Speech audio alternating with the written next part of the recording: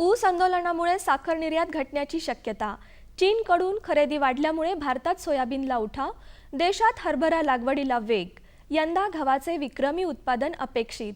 महाराष्ट्रात सेंद्रिय शेतीसाठी विशेष धोरण आणि पणन महासंघाची कापूस खरेदी सुरू. नमस्कार, आता पाहूया सविस्तर वृत्त. यंदा ऊस दरावरून निर्माण झालेल्या वादंगामुळे भारताची साखर निर्यात घटण्याची शक्यता आहे.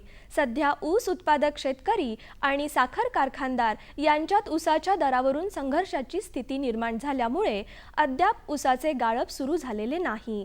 त्याचा परिणाम साखरेच्या निर्यातीवर होण्याची भीती व्यक्त केली जात आहे.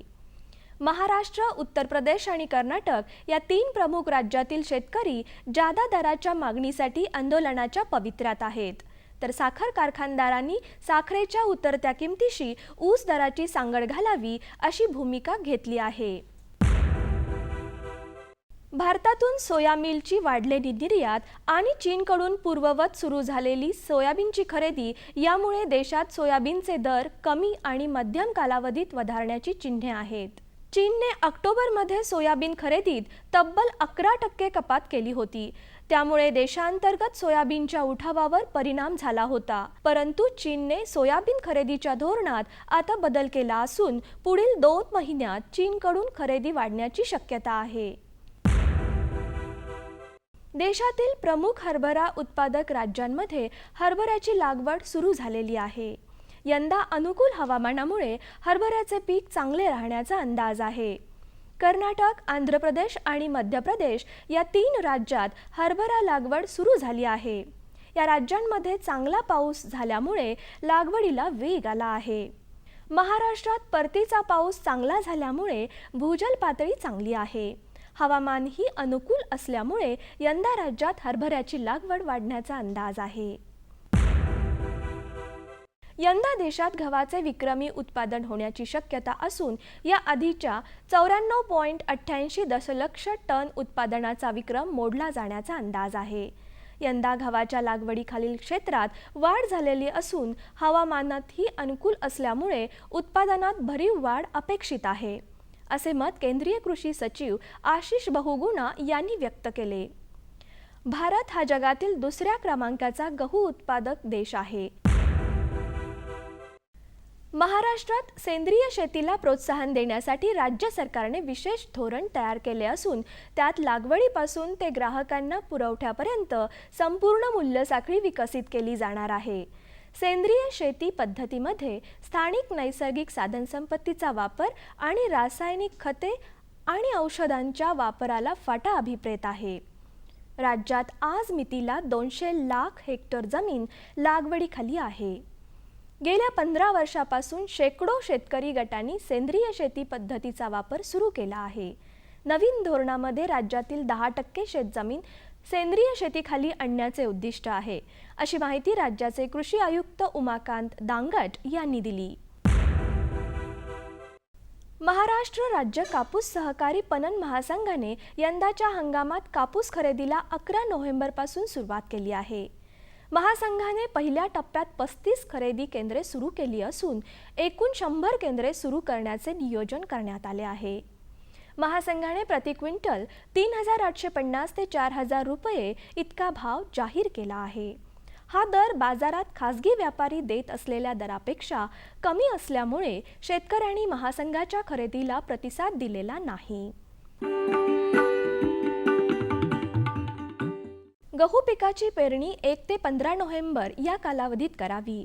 बागायती गव्हाची वेळेवर पेरणी 2 ओळीत 22.5 सेंटीमीटर आणि उशिरा पेरणी 18 सेंटीमीटर अंतर ठेवून करावी.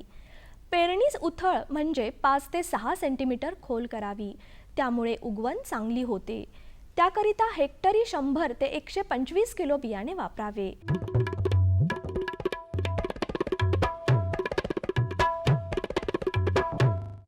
आता बघूया कराड कृषी उत्पन्न बाजार समितीचे काही बाजारभाव प्रति क्विंटलचे. बटाटा कमाल 2500 रुपये, किमान 1500 रुपये. भेंडी कमाल 3000 रुपये, किमान 2500 रुपये. दुधी भोपळा कमाल 1500 रुपये, किमान 800 रुपये. फ्लॉवर कमाल 1200 रुपये, किमान 800 रुपये.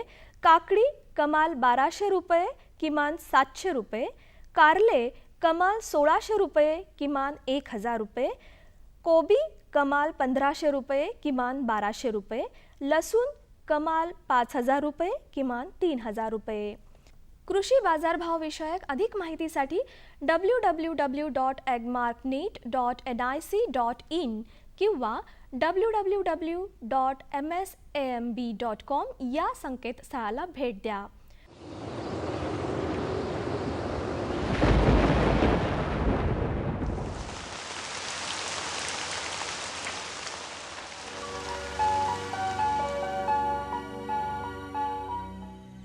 राज्यात हवामान मुख्यतः कोरडे राहील. रात्रीच्या तापमानात 1 ते 2 अंश सेल्सिअसने घट होण्याची शक्यता आहे. राज्यातील काही प्रमुख शहरांचे तापमान अंश सेल्सिअसमध्ये पुढील प्रमाणे: मुंबई कमाल 33 अंश सेल्सिअस किमान 21 अंश सेल्सिअस, पुणे कमाल 28 किमान 15, नागपूर कमाल 28 किमान 14, नाशिक कमाल 29 किमान 16, औरंगाबाद कमाल 28 किमान 16, कोल्हापूर कमाल 29 किमान 15, सांगली कमाल 28 किमान 16, सातारा कमाल 28 किमान 15 आणि सोलापूर कमाल 28 अंश सेल्सिअस आणि किमान 17 अंश सेल्सिअस राहण्याची शक्यता आहे. हवामान विषयक अधिक माहितीसाठी भारतीय हवामान विभागाच्या www.imd.gov.in या संकेतस्थळाला भेट द्या. या होत्या आजच्या कृषी वार्ता. पुन्हा भेटूया पुढील भागात. तोपर्यंत नमस्कार.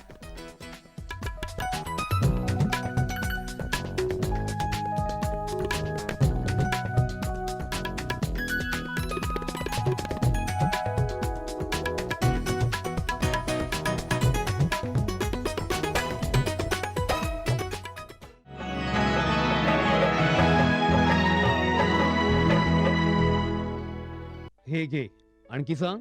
बस. अरे हे काय भाऊ, इतकं कमी रासायनिक खत? शेती सोडली आहेस का? शेती नाही, नादानपणा सोडतोय. मातीचं परीक्षण केलंय. आता तर भाऊ जितकं आवश्यक आहे तितकंच खत शेतात टाकू. हा, शेतकऱ्यांनो, आजच आपल्या जिल्ह्याजवळच्या भूमी परीक्षण प्रयोगशाळेत मातीचं परीक्षण अवश्य करवा आणि मातीची पोषक तत्व, आर्द्रता व रोपांचा विकास बघता केवळ आवश्यकतेनुसारच पोषक तत्व घाला. आणि हो, मातीतलं गंधक, जस्त, बोरॉन सारख्या पोषक तत्वांविषयीही जाणून घ्या. खत आणि जैविक खताच्या योग्य उपयोगानं भूमीचा सकसपणा टिकवून ठेवा, उत्पादकता वाढवा, खर्च कमी करा आणि बहुमोल परकी चलन वाचवण्यातही सहकार्य करा. आणि हो, मंदगतीनं नायट्रोजन उपलब्ध करून देणारी खतं जसं कडुलिंबयुक्त युरियाला प्राधान्य द्या आणि युरियाचा पानांवर शिडकाव करा. अरे वा, तू तर खरोखरी समजूतदार झालास रे. आणखी माहितीसाठी संपर्क करा जिल्हा कृषी अधिकारी किंवा शेतकरी कॉल सेंटर. आई, मला खायला दे ना. धीर धर बाळू, अजून डाळ शिजली नाही. चिंता करू नको बाळूची आई, यंदाच्या बारीला डाळ चांगली शिजल. म्हणजे व NFSM द्वारे डाळीचं उत्पादन वाढवण्याची पद्धत करण्यासाठी 1000 भागांची निवड करण्यात आली आणि त्यामध्ये आपल्या भागाचा बी समावेश आहे. त्यांना आमचा काय फायदा हो? आपल्या 5 एकर शेतासाठी लागणारं खत आणि कीटनाशक याशिवाय मिनी किट बी भेटल. पर इतक्या डाळीचं करायचं काय? सरकारनं कडधान्याचं आधारभूत मूल्य खूप वाढवलं आहे आणि त्याच्या खरेदीची पुरी व्यवस्था केली आहे. त्यानं मिळकत बी वाढल. आमचा बाळू एक चांगल्या शाळेत जाऊन शेतीशास्त्रज्ञ बनल.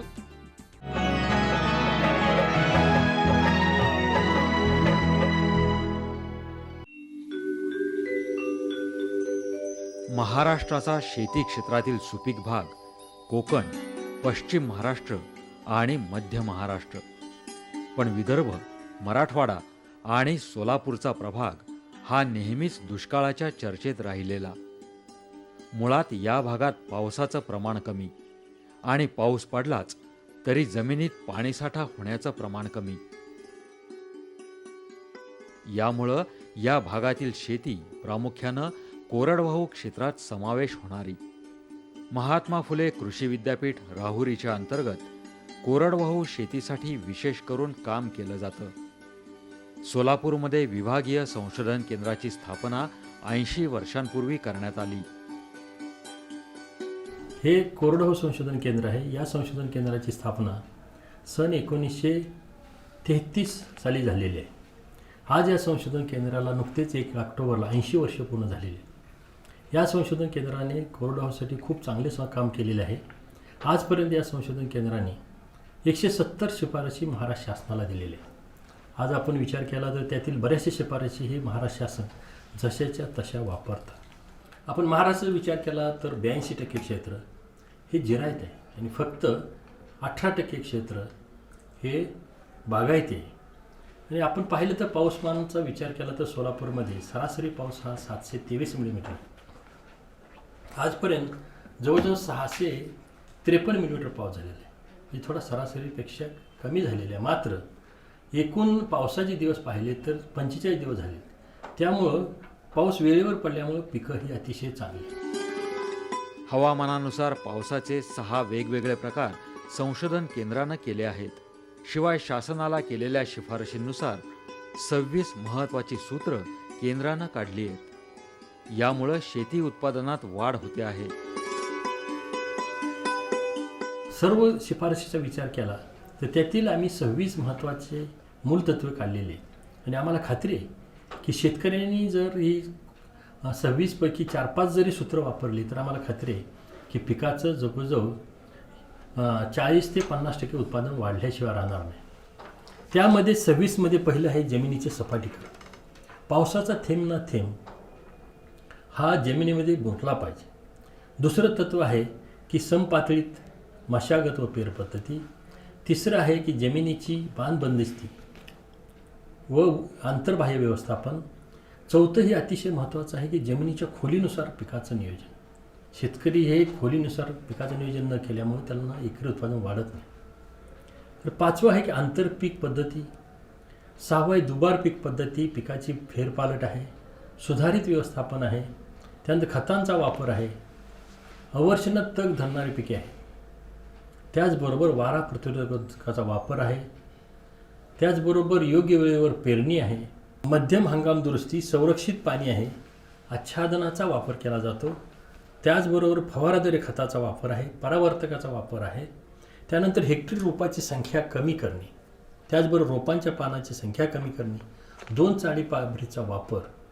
तसेच पर्यायी पीक योजना, घायपताची लागवड, जैविक बांध, जीवाणू खते आणि शेततळे अशी ही 26 मूलतत्वे आहेत. आणि यातील आपण 5-6 जरी मूलतत्वे वापरले तर आम्हाला खात्री आहे की आपण कोरडवाहू भागातील शेतकरी हा 40 ते 50% उत्पादन वाढवू शकतो. सोलापूरमधील विभागीय संशोधन केंद्रानं राष्ट्रीय कीर्तीचे 6 पुरस्कार मिळवलेत. त्यामुळं भारतातील एक महत्त्वाचं संशोधन केंद्र म्हणून केंद्राचा नावलौकिकही वाढला आहे. सूर्यफूल, ज्वारी, हरभरा, करडई ही कोरडवाहू पिके. कमी पाण्यामध्ये कोणकोणती पिके घेता येतील याचंही संशोधन केंद्रामध्ये चालू आहे. आपण महाराष्ट्राचा विचार केला तर जवळ 46% जमीन ही मध्यम ते हलकी आहे. आणि त्यानंतरची राहिलेली जमीन हे खोल आहे. तुमची जमीन 7.5 सेंटीमीटर खोली असेल तर तुम्ही गवत लावा किंवा कोरडवाहू वनशेती लावा किंवा फळझाडं लावा. मात्र तिथं ऊस लावू नका किंवा तुम्ही हुलगा, मटकी किंवा हे बाजरी लावू नका. कारण तुमची जमीन 7.5 सेंटीमीटरपेक्षा कमी आहे. समजा तुमची जमीन 7.5 ते 22.5 सेंटीमीटर किंवा 9 इंच म्हणतो ती जर असेल तर तिथं तुम्ही वनशेती बी लावू शकता. त्याचबरोबर हुलगा, मटकी, बाजरी यासारखी पिकं लावू शकता. तिसरा जो प्रकार आहे तो ज्या जमिनीची खोली 22.5 ते 45 सेंटीमीटर खोल आहे त्याला मध्यम खोल जमीन म्हणतो. अशा जमिनीत तुम्ही सूर्यफूल लावा, बाजरी लावा, तूर आणि बाजरी अधिक तूर 2 आशिक, आंतरपीक 3 आशिक या प्रमाणात मटकी पट्टा पेर लावा. सूर्यफूल अधिक तूर 2 आशिक.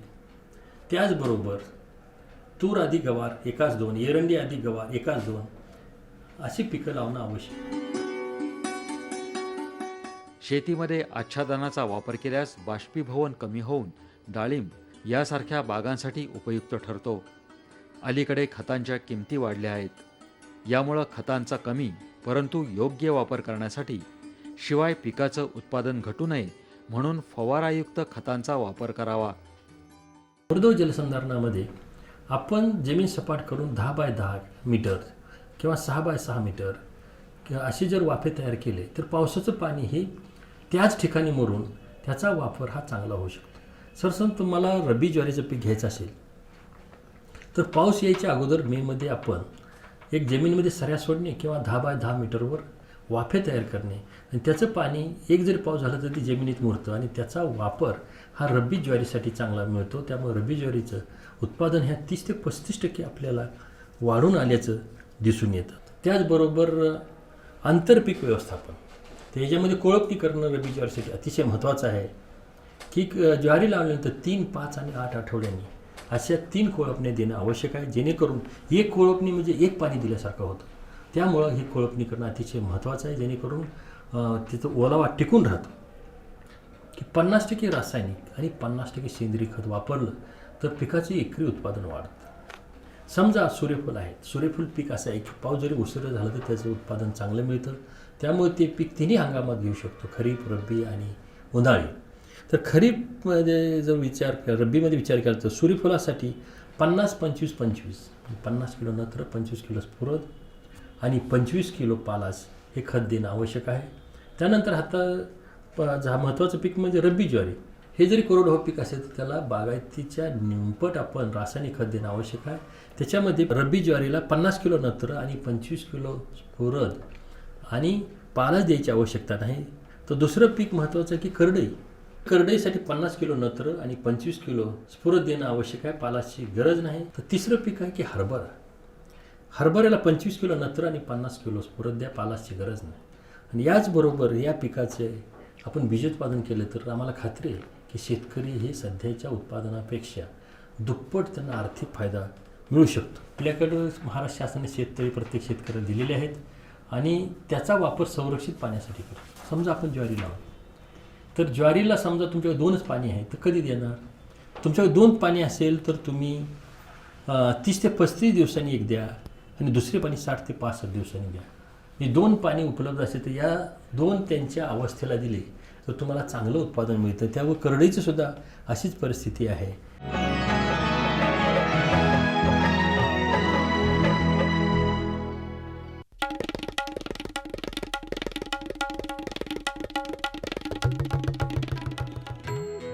मामी, मी शाळेला जाते बरं. शाळेला? अगं पण लग्नाच्या वक्ताला तू शिकलेली आहेस म्हणून सांगितलं होतं की. अव मामी, फार्म स्कूलला जातीये शेतीच्या नव्या नव्या गोष्टी शिकाया. तुम्ही बी चला की. फार्म स्कूल, जिथे शेतकऱ्यांना पिकांचा उपज वाढवायच्या सर्व गोष्टी शिकवल्या जातात. जसं मातीच्या पोतानुसार कोणती खतं योग्य आहेत, कोणती बियाणं आणि गरजेनुसार कोणती कीटकनाशकं उत्तम आहेत. खर्च बेताचा, लाभ मोलाचा.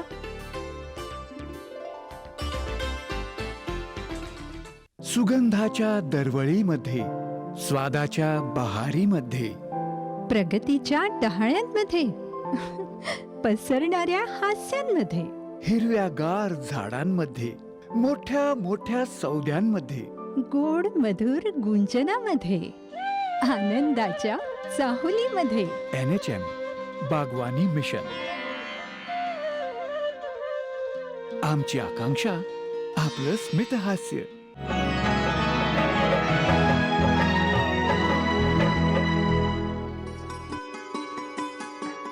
1923 साली बीजोत्पादनासाठी पुण्यातल्या मांजरी इथं केंद्राची स्थापना झाली. त्यानंतर सोलापूर इथं कोरडवाहू क्षेत्रासाठी विभागीय संशोधन केंद्राची स्थापना झाली. यामध्ये 14 जिल्हे आणि 114 तालुक्यांचा समावेश होतो.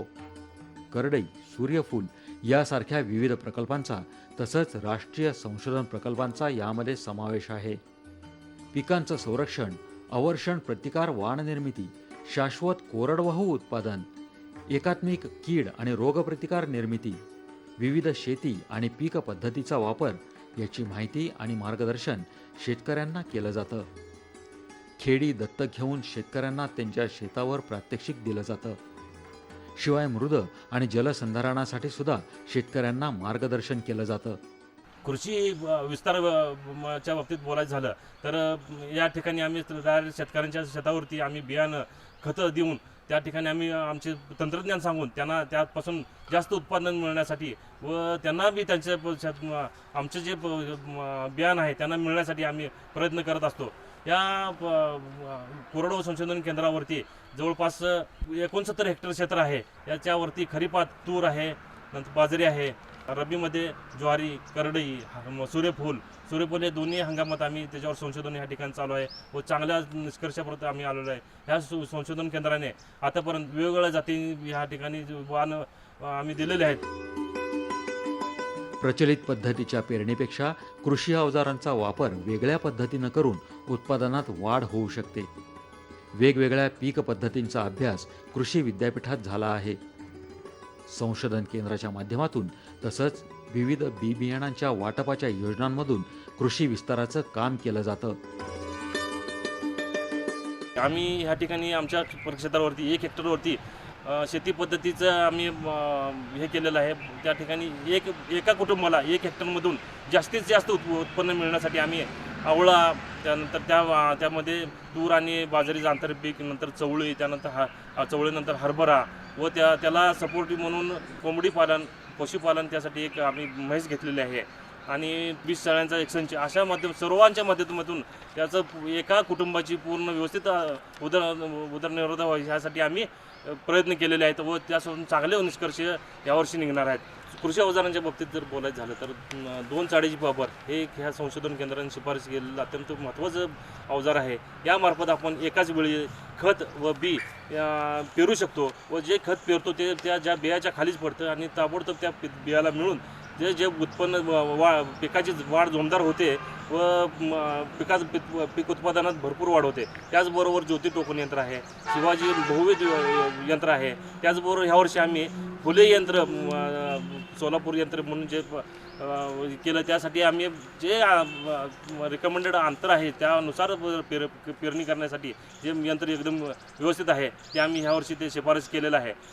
इत्यादी ह्या ज्या कृषी अवजारांच्या बाबतीत मी सांगेल. त्याबरोबरच कृषी अर्थशास्त्राच्या बाबतीत बोलायचं झालं तर जे काय पारंपरिक पद्धतीने शेती करतात शेतकरी त्यातून उत्पादन खर्चाचं गुणोत्तर जर काढलं तर ते आम्ही त्याचं 1.67 इतकं आलं. परंतु जर आमचं सुधारित तंत्रज्ञान वापरून जे उत्पादन खर्च गुणोत्तर जे आलं ते 2.62 इतकं आलं. याचा अर्थ असा की जर तुम्ही ₹1 खर्च शेतकरीमध्ये केला तर त्यापासून तुम्हाला 2.62 पैसे तुम्हाला त्यापासून मिळू शकतात. शेतकऱ्यांनी केवळ एकच पीक न घेता आंतरपीक, फलोत्पादन याचा उपयोग करावा. महात्मा फुले कृषी विद्यापीठ राहुरीच्या माध्यमातून मिळत असलेल्या माहितीच्या आधारे शेतकऱ्यांनी विविध सूत्रांचा वापर शेतीमध्ये केल्यास कोरडवाहू क्षेत्रातीलही उत्पादन वाढवायला मदत होईल. या भागातील कोरडवाहू क्षेत्राचं उत्पादन वाढवण्यास सोलापूर विभागीय संशोधन केंद्र सतत कार्यरत आहे. गरज आहे ती शेतकऱ्यांनी आपल्या शेतात केंद्राची विविध सूत्र वापरून पिकांचं उत्पादन वाढवण्याची.